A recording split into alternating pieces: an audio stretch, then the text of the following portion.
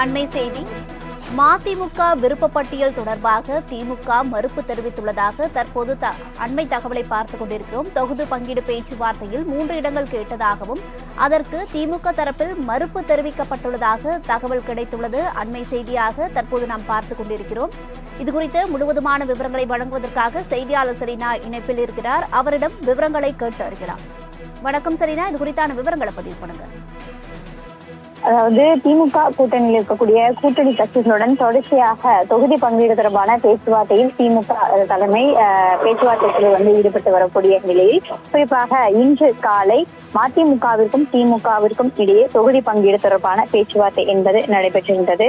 அதற்காக விருப்பப்பட்டியலாக 6 தொகுதிகள் என்பது விருப்பப்பட்டியலாக வழங்கியிருந்தார்கள்.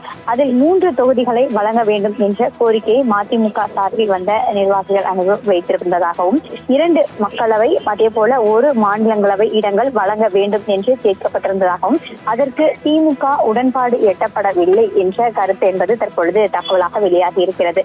குறிப்பாக கடந்த முறை 1 தொகுதி, அதாவது ஈரோடு தொகுதியில் போட்டியிட்டு வெற்றி பெற்றிருந்த நிலையில் இந்த முறை 3 தொகுதிகள் வழங்க வேண்டும் என்ற கோரிக்கை முன்வைத்திருக்கிறார்கள்.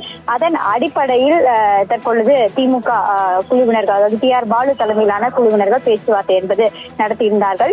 அந்த பேச்சுவார்த்தையில் 3 இடங்கள் வழங்க முடியாது, ஏதேனும் 2 இடங்கள், அதாவது 1 மாநிலங்களவை 1 மக்களவை இடங்கள் வேண்டுமானால் வழங்குவதற்கான பேச்சுவார்த்தை முதலமைச்சர் வந்த பிறகு ஈடுபடப்படும் என்றும் தெரிவித்திருக்கிறார்கள். 3 இடங்கள் வேண்டும் என்று கேட்டால் முதலமைச்சர் வெளிநாடு பயணம் முடித்து வந்த பிறகு அவரிடம் பேச்சுவார்த்தை நடத்தி அதற்கு பிறகாக முடிவு எடுக்கப்படும் எனவும் தற்பொழுது 3 இடங்கள் கேட்பதில் உடன்பாடு எட்டப்படவில்லை எனவும் அதற்கு மறுப்பு தெரிவித்திருப்பதாக தற்பொழுது திமுக சார்பில் தகவல் வெளியாகி இருக்கிறது.